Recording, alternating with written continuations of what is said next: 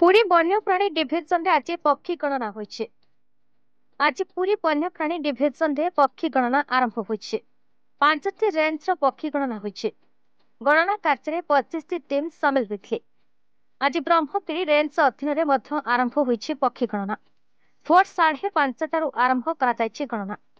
Chilika cool बाह्य चिलिका अंचल रे थिबा खाली स्थान, गहिरबिल, पोखरी काड़िया और रास्ता पार्श्व अंचल रे देखा जाइथिबा देशी और विदेशी पक्षी गणना आरंभ होइछे। ब्रह्मगिरी रेंज अंचल को 4टी जोन रे भाग करा जाइछे।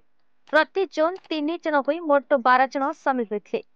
प्रथम टीम टी पुरी सातपड़ा जातीय राजपथ जगन्नाथ सड़क छक ठारू कपिलेश्वरपुर देई पत्थरपदा, द्वितीय टीम टी काठुआ आरटी छक ठारू आरंभ करी घटकुड़ी देई खजुरिया देई जाइथिबा बेले तृतीय टीम टी ब्रह्मगिरी बसस्टाण्ड ठारू आरंभ करी बारपणिया छक, गोला, कुसुवंटी, बुढ़ाकेर, तलमाल पर्यंत करुथिबा बेले चतुर्थ टीम टी सुनामुही छक ठारू आरंभ करी चिलिका कुळे कुळे बरकुती, बाघलांजी, नाहरबाली, खेतांडी अंचल गणना करिसेंती। एही गणना रे वन विभाग कर्मचारी, पक्षी विशारद, स्वेच्छासेवी शामिल होइथिले।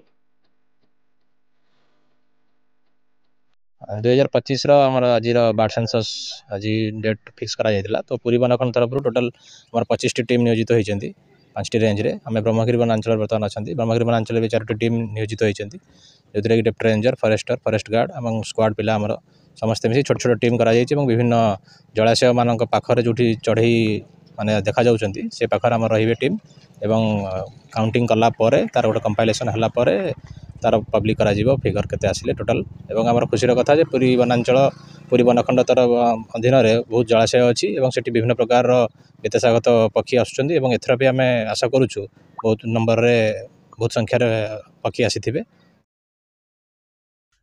ब्रह्मगिरी अशोक शंकर रिपोर्ट, बीई न्यूज ओडिशा।